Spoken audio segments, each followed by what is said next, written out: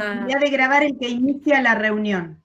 Es un buen dato, porque si alguno ya tenemos, por más que no sea de Quequén, pero yo tengo la de económicas, por ejemplo, si la Claro. hubiese iniciado yo se podía grabar. Bueno, está bien, Exactamente. para tener en Sí, cuenta. o si lo hubiese iniciado yo desde la cuenta de Humanas, podría haberla grabado. Claro. Bueno. Bueno, Rodrigo, la idea es para que... la tesis de Ya saben para la próxima vez. Claro. La idea, hoy hablábamos, era hacerlo similar a lo que son las exposiciones que han sido presenciales, digamos, darte un espacio para exponer. Sabemos que tenés una presentación armada, así que bueno, en este caso la idea es que expongas vos, nosotros iremos tomando nota y bueno, como siempre después se hará un espacio para preguntas y respuestas o justificaciones que hagan falta. Así que si querés, te damos vía libre para que proyectes, que pruebes todo y que arranques cuando gustes.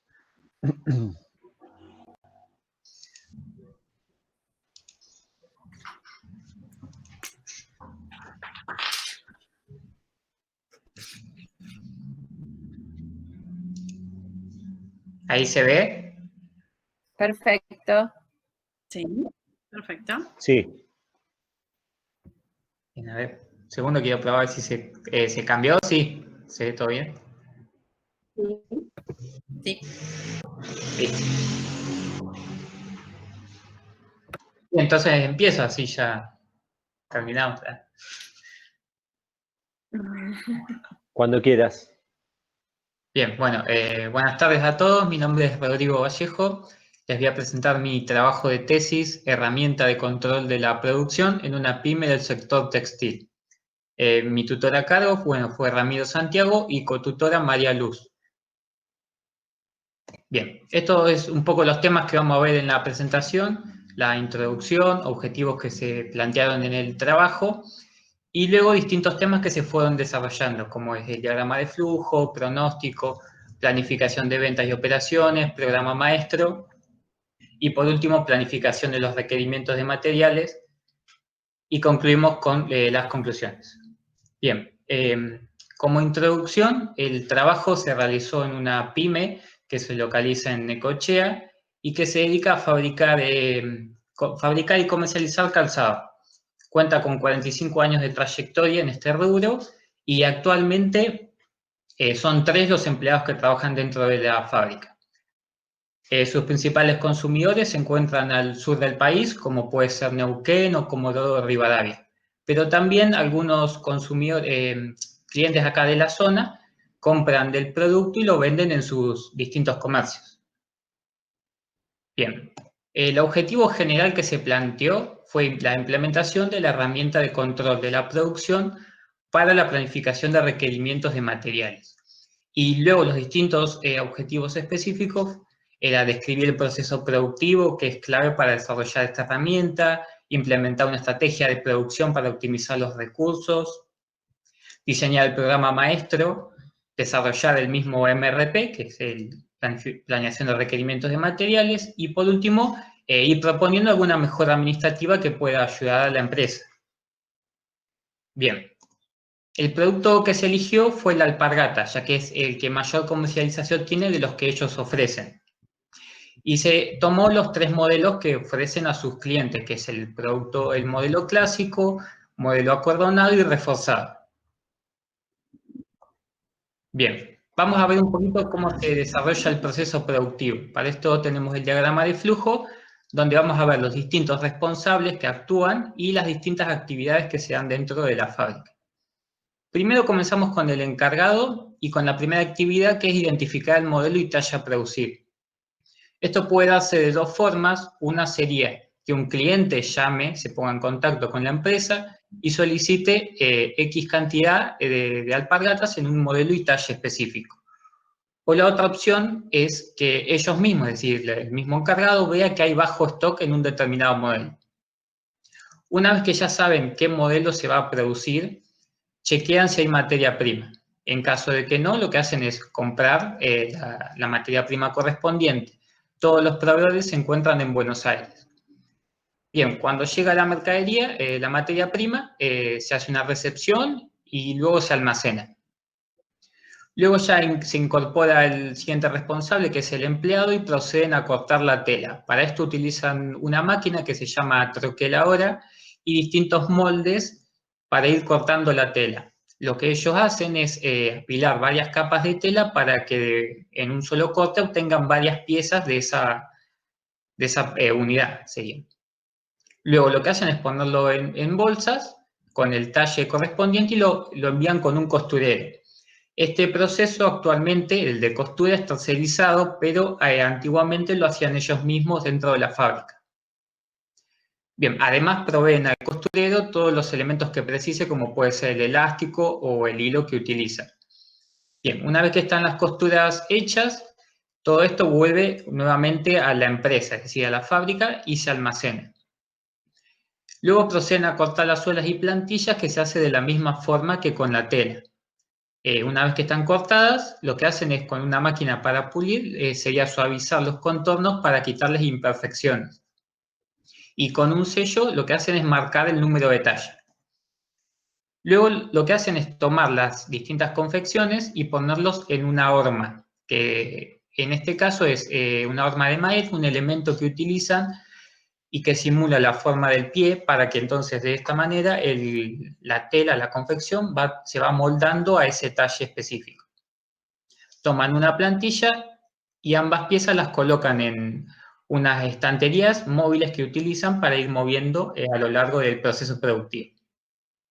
A continuación lo que hacen es pasarle adhesivo sintético a las plantillas y las dejan secar por 20 minutos.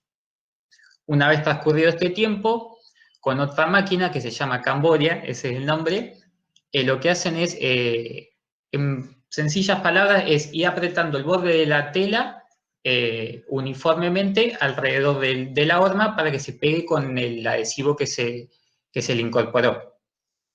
Bien, le vuelven a incorporar pegamento y le ponen pegamento también a las suelas y las dejan secar 20 minutos más a ambas piezas por separado.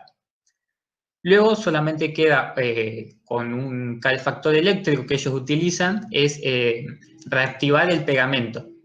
Juntan ambas piezas y con una prensa lo que hacen es fijarlas para que no se despeguen. Luego solamente queda la extracción del calzado y los ubican en una mesa que utilizan ellos para ir, luego el responsable administrativo haga el control de calidad correspondiente.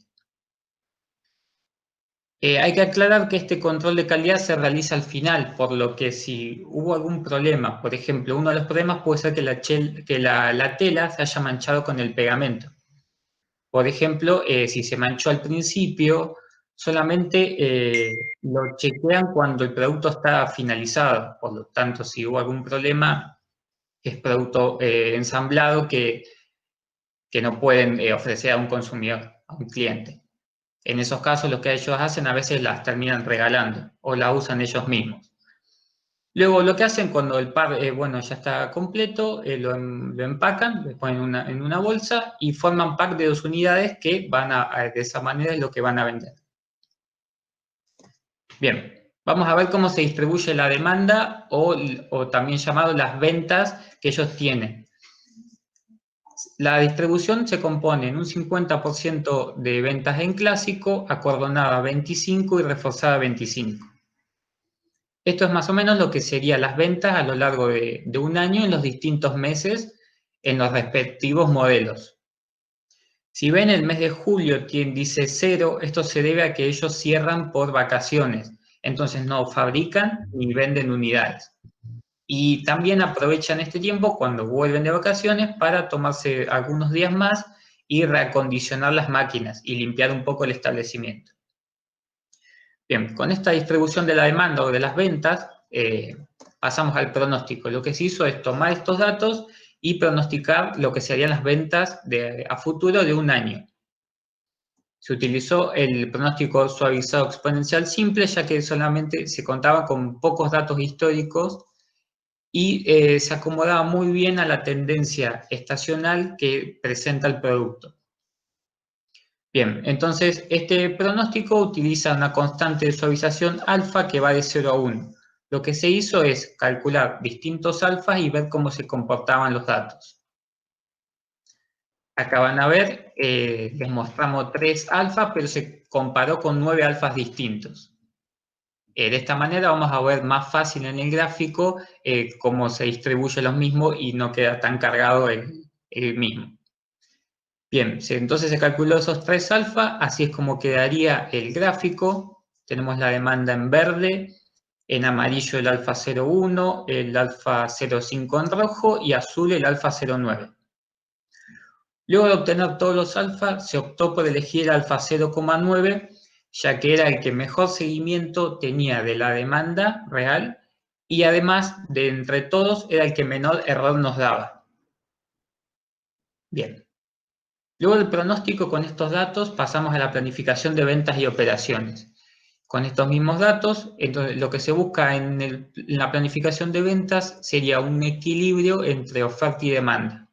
Lo que se hace es modificar las restricciones de capacidad y los niveles de producción.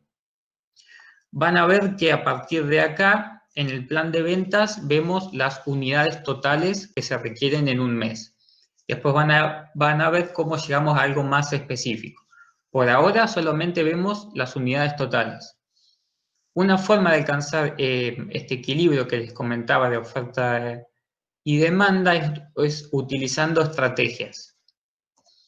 En este caso se utilizó la estrategia de nivelación, que consiste en una producción constante, como ven acá a lo largo de todos los meses, ya que si lo que se está demandando es menor a mi producción, lo que sobra en inventario lo voy almacenando y lo aprovecho en los tiempos, es decir, en los meses en los que la demanda supera mi producción. Bien. Entonces acá en la tabla podemos ver el pronóstico es el 0,9 que vendría a representar las ventas de ese año. La producción se estableció en 3.702, que es menos en el mes de junio, que por los días laborables que tiene no se alcanza a producir las 3.702 unidades. Muy bien, luego tenemos el inventario que se va acumulando a lo largo del año y tenemos unidades extra. Bien, a su vez contamos con los datos de diciembre. La producción de diciembre, que lo que sería el actual de ellos, fue de 6.192 y dejó un inventario de 2.456 unidades que vamos a aprovechar en el mes de enero. Bien, estas unidades extra no son fabricadas en tiempo extra, sino que sucede lo siguiente.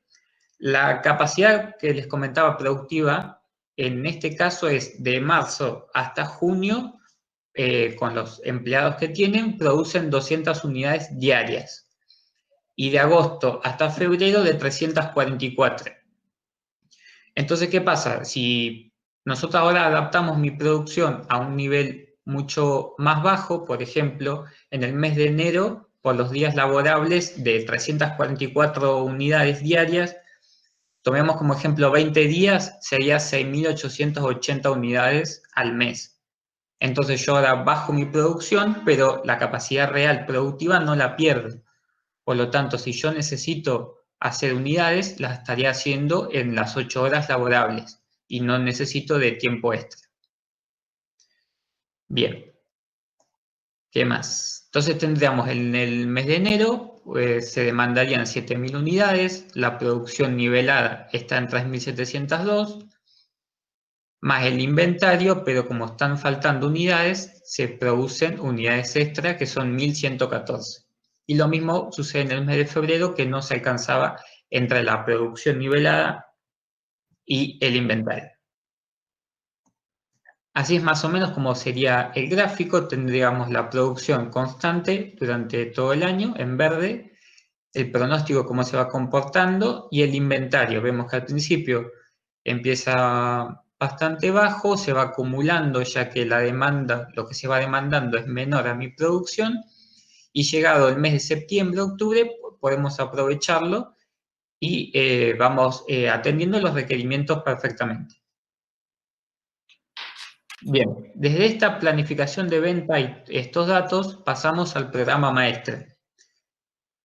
En el programa maestro es un poco más específico y vamos a hablar de las cantidad de unidades específicas, es decir, de los modelos que se requieren fabricar en base al horizonte de tiempo.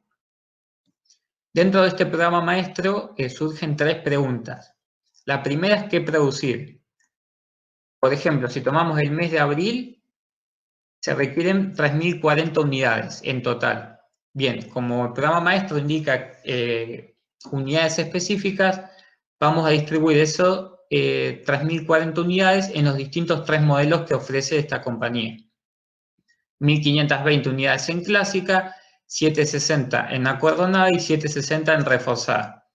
Estos valores tienen, vienen representados por los porcentajes que les comenté al principio, del 50%, 25% y 25% para el reforzado. Bien, la segunda pregunta sería, ¿cuándo producir? Esto se va a dar en base a cuando tengamos bajo inventario y también en relación al plan de ventas. Bajo inventario porque, por ejemplo, en el mes de enero no teníamos las unidades necesarias y se requería fabricar unidades extra.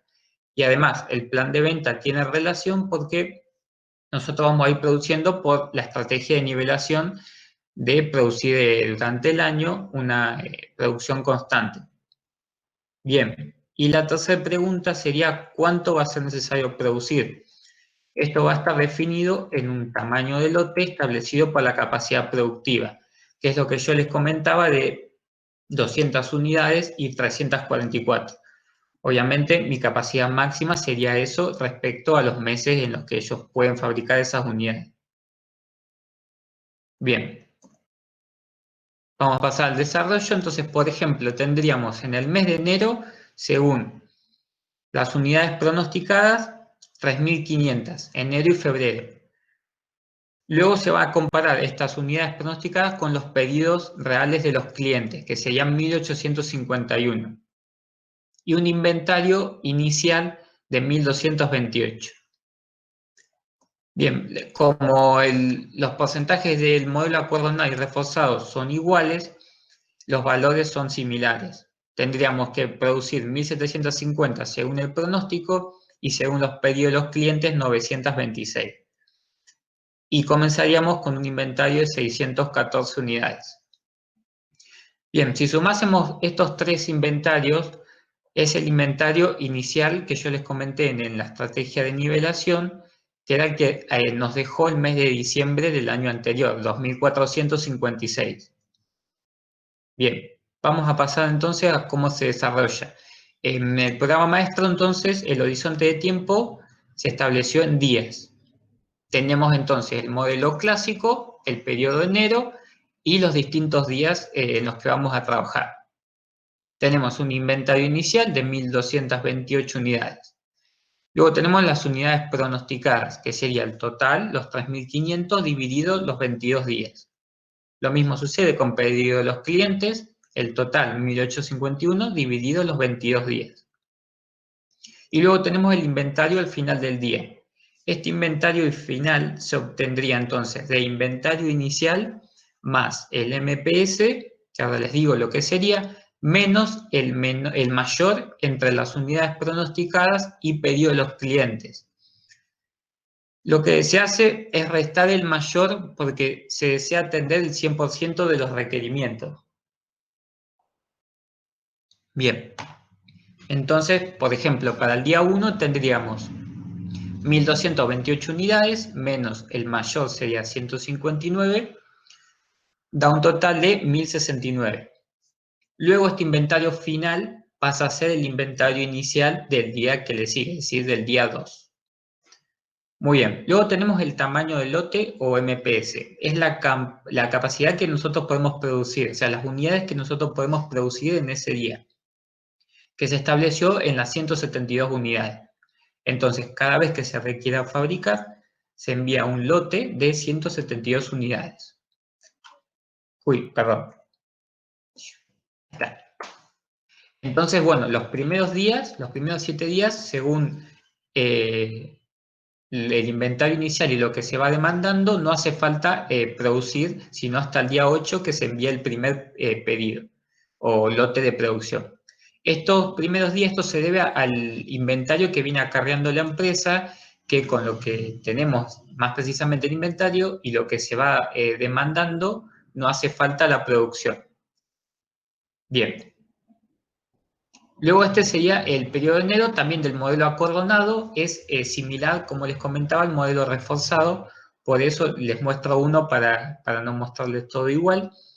El inventario inicial en este caso es 614, las unidades pronosticadas a lo largo de los días 80, pedido de los clientes, que es con el que vamos a comparar, es 42, y en este, entonces, los tamaños de lote para el modelo acordonado y el modelo reforzado se estableció en 86 unidades. Entonces, cada vez que yo necesite fabricar, fabrico 86 unidades.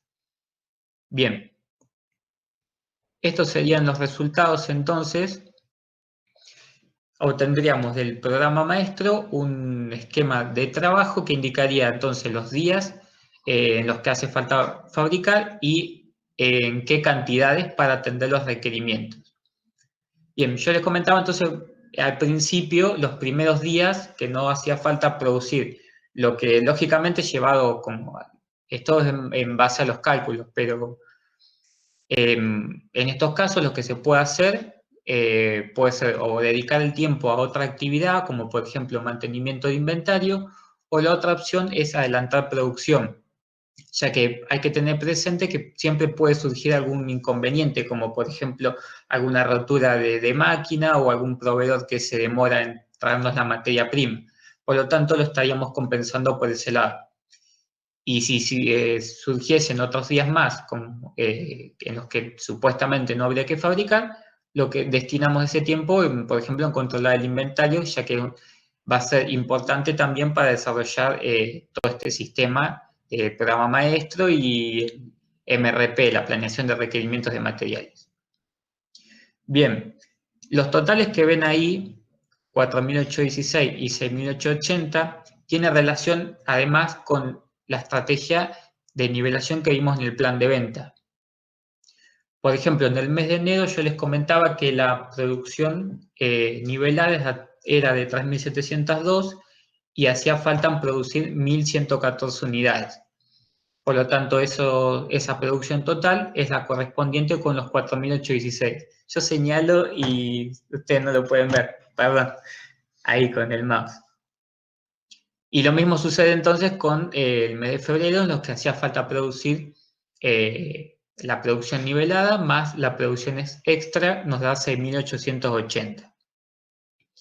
Bien, de este programa maestro, ahora pasamos entonces a la planeación de requerimientos de material, que en pocas palabras indica que se tienen que tener los materiales o insumos necesarios en el momento oportuno para ir atendiendo los requerimientos. Bien, dentro de la planeación de requerimientos tenemos algunos valores de entrada o inputs. El primero sería la lista de materiales, que detalla la cantidad de insumos, materiales y componentes de lo que consta cada artículo, es decir, toda la materia prima o subcomponentes que van a formar a cada uno de los 3 modelos estudiados. El MPS o programa maestro, que define la cantidad de artículos a producir en un horizonte de tiempo. Con esto vamos a ver qué modelo hay que producir y en qué cantidad. Y por último, el registro de inventario, que tiene, en este caso, el registro de inventario es de toda la materia prima que utilizamos, y también teniendo en cuenta el lead time, que es el tiempo que tarda en llegar cuando nosotros la pedimos a un proveedor. Bien, primero comenzamos con la lista de materiales. En esta forma vamos a ver el modelo clásico primero, y tendríamos entonces todos los componentes que forman la alpargata. En este caso tendríamos el elemento A, sería ya el producto final y empaquetado listo para la venta. Un nivel más abajo tendríamos el punto B, que sería el par de alpargatas. A su vez, este par de alpargatas se compone de 3 elementos, C, D y E. C representaría en la parte superior, D y E viene siendo parte inferior izquierda y parte inferior derecha. Y en el último nivel viene estando todo lo que sería la materia prima e insumos que se necesitan para formar C, D y E. Por ejemplo, C, que es la parte superior, va a estar compuesta por, como ven acá, la parte de tela. Utilizan tres cortes de tela distintos. Por eso cada uno es un elemento distinto. el elástico, el hilo o una etiqueta, por ejemplo. Luego tenemos un valor, un número al lado de cada letra. Eso indica la cantidad que se requiere de ese elemento para formar el siguiente. Entonces podemos decir, por ejemplo, que B se compondría de 2 partes de C, una parte de D y una parte de E. Bien. El modelo acordonado quedaría de esta forma. Lo que cambia es que, bueno, incorporaría los cordones, los ojalillos por donde se pasan los cordones, una lengüeta. Este modelo, por ejemplo, no usa elástico. Y luego tenemos el modelo reforzado, que es exactamente igual al modelo clásico, pero incorporaría más tela, ya que lleva un refuerzo delantero y uno posterior.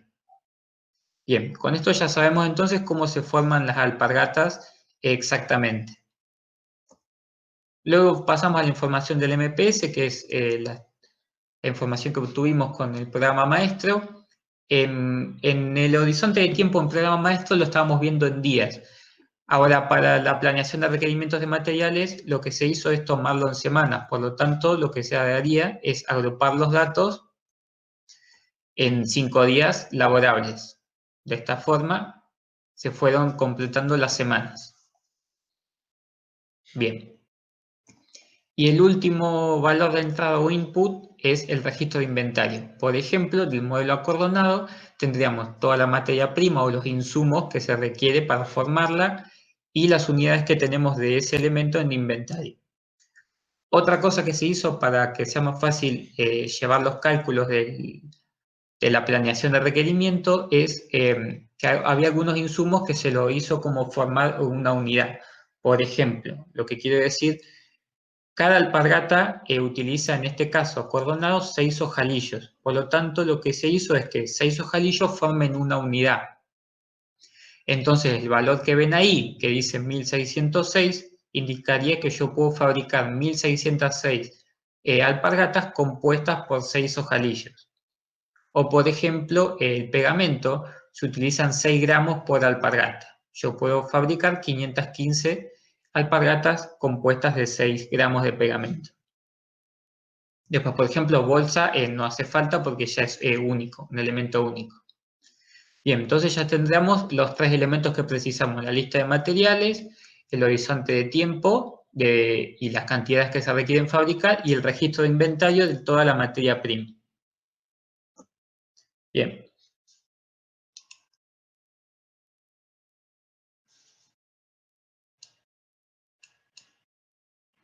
Por favor, si alguien me puede decir si esto lo están viendo.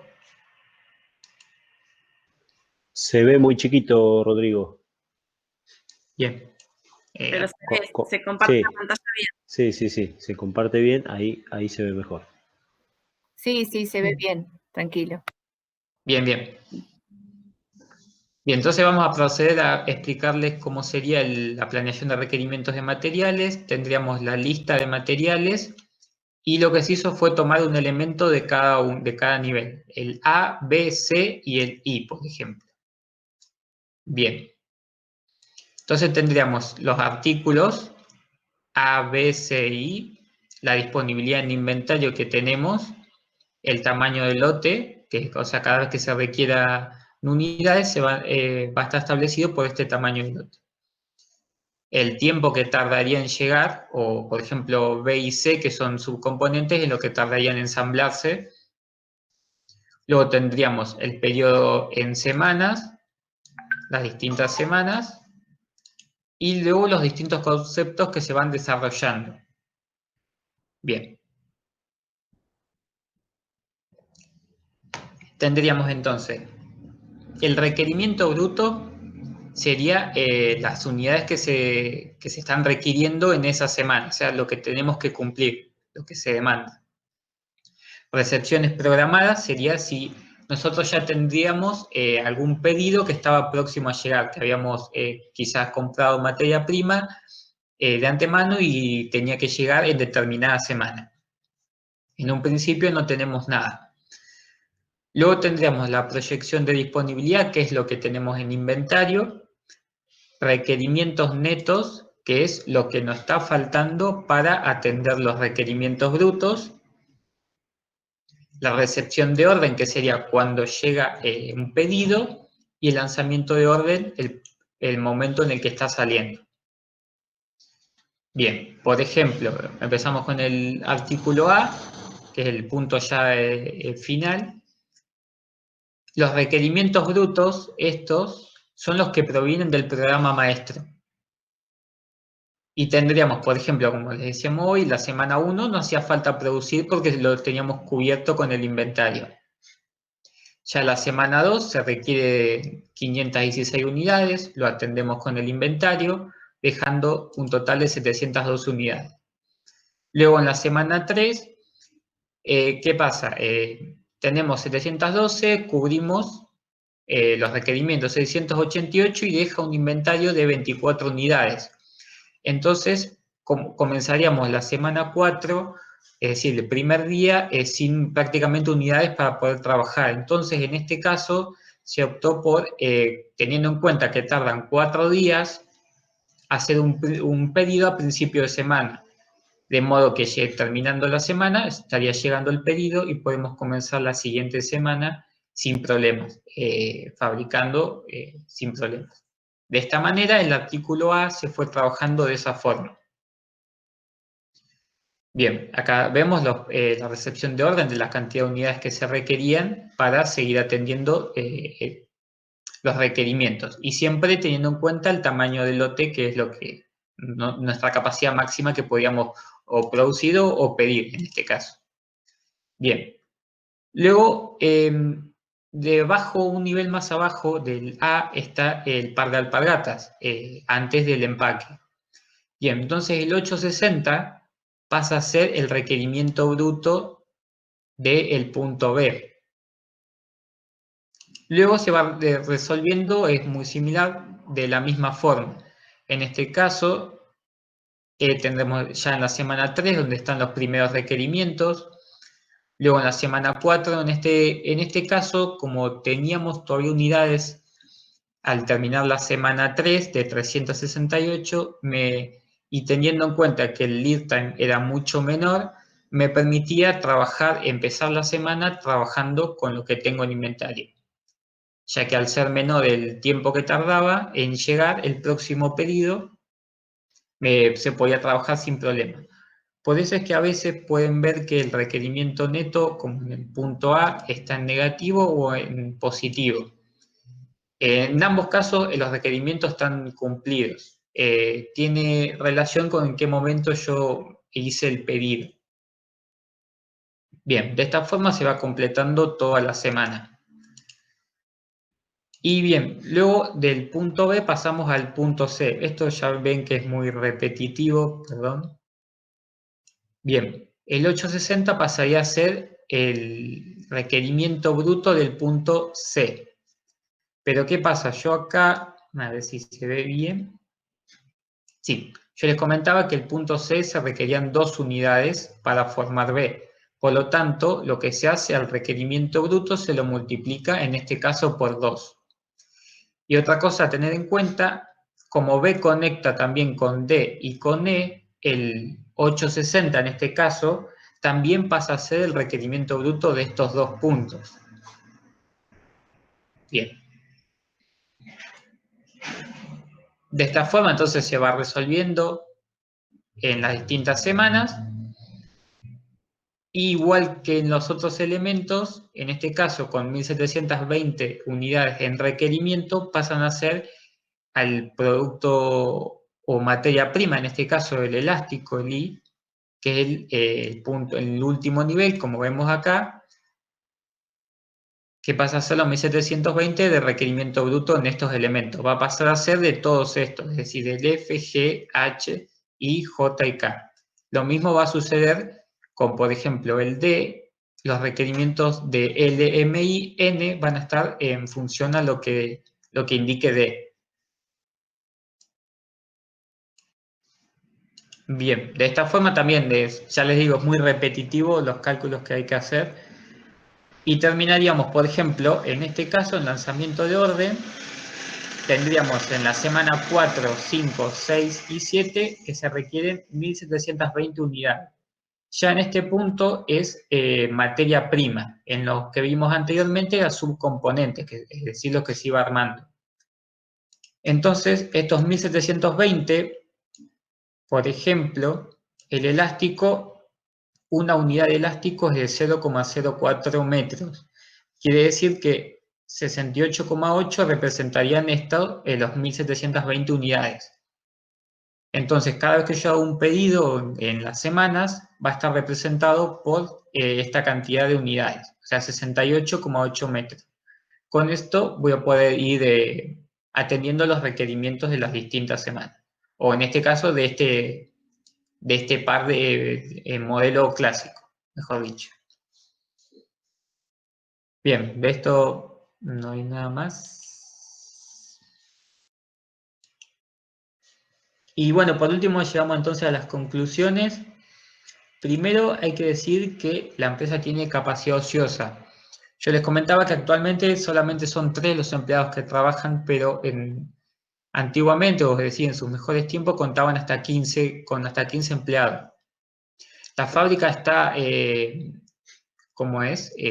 equipada tanto para trabajar con más volúmenes de producción y cuentan con las máquinas necesarias, pero bueno, han surgido nuevos competidores que ha hecho que las ventas se hayan reducido, quizás también con una buena campaña de marketing también puede ayudar a alcanzar nuevos consumidores. Bien, luego la incorporación de una estrategia de nivelación en la producción de alpargatas va a disminuir los niveles de fabricación de calzado en los distintos modelos. Entonces el inventario final de daño será mucho menor. Esto quería remarcarlo por lo siguiente. Van a ver en una tablita lo que sería la producción actual que ellos llevan con la incorporación de la estrategia de nivelación. Esto es más o menos como para compararlo. La producción actual que tiene la empresa es de 64.100 unidades. Y lo comparamos con la producción nivelada a lo largo de un año de 44.903 unidades. Esta es la demanda que me presentó la empresa, es decir, lo que vendían a lo largo de un año. Y lo comparé también como para ver el pronóstico que se calculó de 0,9. Si a la producción actual le restásemos cualquiera de estos dos, nos dejaría un inventario, por ejemplo, en función a los datos de ellos, de 24.460 unidades. Y en función al pronóstico, 23.236. Entonces, solamente con la incorporación de la estrategia nivelada, bajaríamos a un inventario al final del año de 5.413 unidades, según los datos o las ventas aportadas por la empresa, y según el pronóstico que se estimó de un año, en 4.189. Por lo tanto, el inventario se reduce un 77,86% en función a los datos de ellos y en función al pronóstico que calculamos en un 81,97%. Esto quería aclararlo también porque en una de las charlas que tuve con el encargado mientras sacaba información y eso, me comentaba que había alpargatas que había pasado más de un año y medio que estaban ya fabricadas dentro de la fábrica y que no se vendían. Por eso la importancia de una producción nivelada tendría muchas menos cantidad de alpargatas finales, por lo tanto es menos dinero que va a estar inmovilizado. Además, otra idea era que pasada, no sé, un X tiempo, por ejemplo 6 meses, que las vendan a un precio más bajo, por lo menos para que haya una mejor rotación dentro del inventario. Algo de lo que, por ejemplo, ellos habían respondido el mismo encargado que ya se iban a vender. O sea, en algún momento, para él que así estaba bien, era lo que me decía él. Eso es como un comentario que quería hacer de paso. Lo siguiente, el programa maestro entonces nos va a dar un calendario de trabajo, un esquema de trabajo que va a indicar las unidades que se deben producir para cada modelo en específico y qué día para cumplir los requerimientos. En la planificación de requerimientos de materiales también nos facilita un programa, pero que informa cuándo se debe tener listo cada componente para formar las alpargatas, cuándo se debe realizar un pedido de materia prima, teniendo en cuenta lo que tarda en llegar, en qué cantidad, con lo cual en la empresa solo tiene que comprar lo necesario para ir atendiendo los lotes de requerimientos que se van dando en las distintas semanas. Además, la lista de materiales, lo que se puede hacer es, cuando ingresa un empleado nuevo, al contar con esta lista de materiales, nosotros se la podemos dar para que él ya vea cómo se forma exactamente cada uno de los modelos, en qué cantidad se requiere para formar cada uno, etc. Y por último, se podrá administrar mejor el inventario, ya que se contará con las unidades de cada modelo necesarias para ir atendiendo lo que sería la demanda futura. La compra de materia prima estará más regulada, por lo tanto, el inventario va a ser lo justo necesario para la producción semanal. Y asegurándose de que se utilice todo el material, cosa que no pasa en estas condiciones, porque la empresa tenía, por ejemplo, muchos rollos de tela abiertos que no se utilizaban, o grandes cantidades que habían cortado muchas piezas de tela, la habían enviado con el costurero, y cuando yo fui, por ejemplo, todavía seguían utilizando de grandes cantidades que habían enviado al costurero. Directamente los rollos de tela ni los tocaban, y habían quedado abiertos y no lo estaban utilizando. O, por ejemplo, las planchuelas de goma eva que utilizan para la suela también tenían, llegaban hasta el techo y estaban haciendo siempre en los mismos colores, por ejemplo. Y ese material lo habían invertido, habían gastado en comprarlo, pero no lo utilizaban. De esta manera se van a enfocar en comprar lo que sí necesitan. Entonces, también el espacio dentro de la fábrica se puede aprovechar mucho mejor y va a haber un mejor control de lo que ingresa y lo que sale. Otra cosa que me inquietaba era que él no lleva ningún control, o sea, no sabe ni cuántas unidades de alpargatas en cada modelo tienen o cuánta materia prima tienen. Directamente ellos piden. Si ven que hay ven pocas planchuelas, así literalmente, de goma eva, piden y compran directamente. Y bueno, después nada más. Nada más parece. ¿Puedo dejar de compartir? Bueno, sí, podés dejar de compartir y en todo caso volvemos. ¿Se escucha algún aplauso? Sí.